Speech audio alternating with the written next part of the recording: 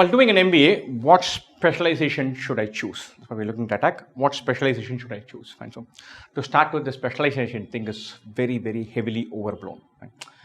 The simplest answer to this question is it doesn't matter. And so we tend to think about specialization as if we think about different departments in engineering or different departments in science and arts and commerce college. So we tend to think of it as difference between electrical engineering and civil engineering and metallurgical engineering, or BCom and BA literature and BA economics. It is not like that. And typically MBA is run over 2 years, 3 trimesters in each year, about 17, 18 courses in the first year, 15 courses in the second year. The first year is super important, after which between the first and second year you do an internship, and then you do 3 trimesters in the second year. The last trimester happens after most people have got placed, or last trimester is about placements. The meatiest trimesters are the first 4. 5th one is when exchange programs happen and all the rest of it. 6th one is when placements happen. Right? I'm giving you all this background to put this in context. The first 3 trimesters are common for everybody. Right? So any elective comes in the second half of your course after internship. Right? In that last trimester, people worry about placements. 5th trimester, people worry about exchange program or filler courses. Only the 4th one matters.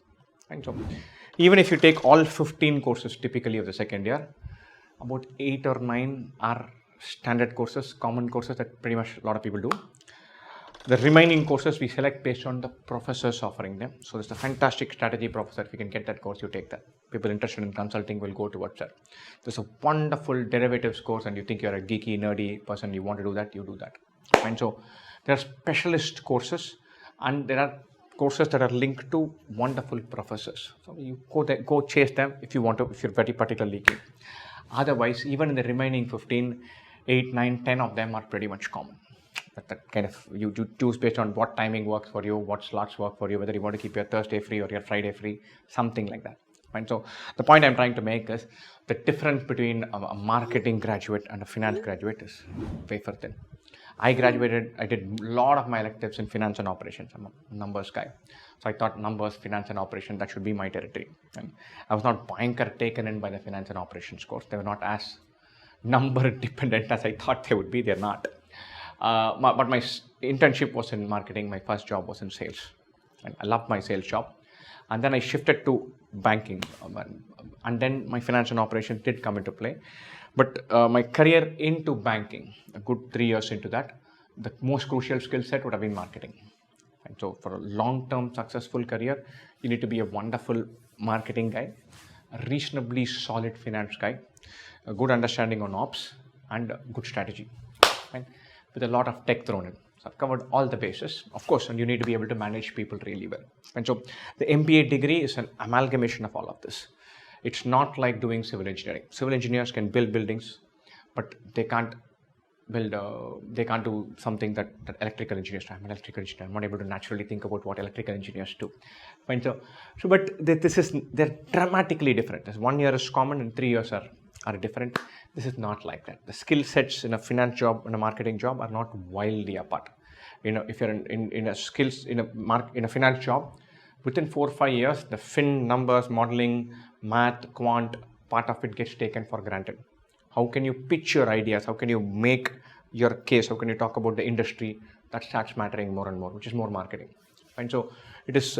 So the career switches after your MBA possible.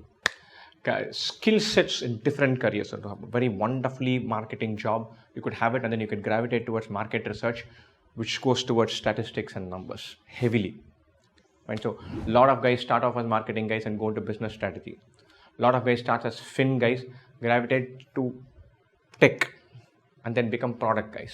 And so the product management category is a mixture of blend of all of this. And so don't get too long story short. Don't place too much store on the idea of saying which specialization you should decide right now. If you have not started on your MBA journey, you don't need to. If you're just starting on your CAT preparation journey, you absolutely don't need to. Right?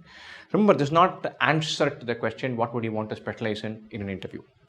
We'll figure that out later. That's a whole separate thing. And so very often, even for that answer, you can say, I'm not sure.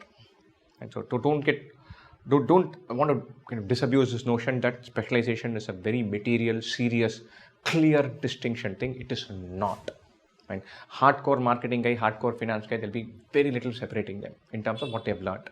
Attitudinally, one could say, look, I hate balance sheet and P&L. I want a career where I'll never look at one. And one guy can say, consumer behavior, मेरे को उसके बारे में सोचना ही नहीं है. That difference across these specialized fields is minimal. I want to focus and say, hey, this is what it is about.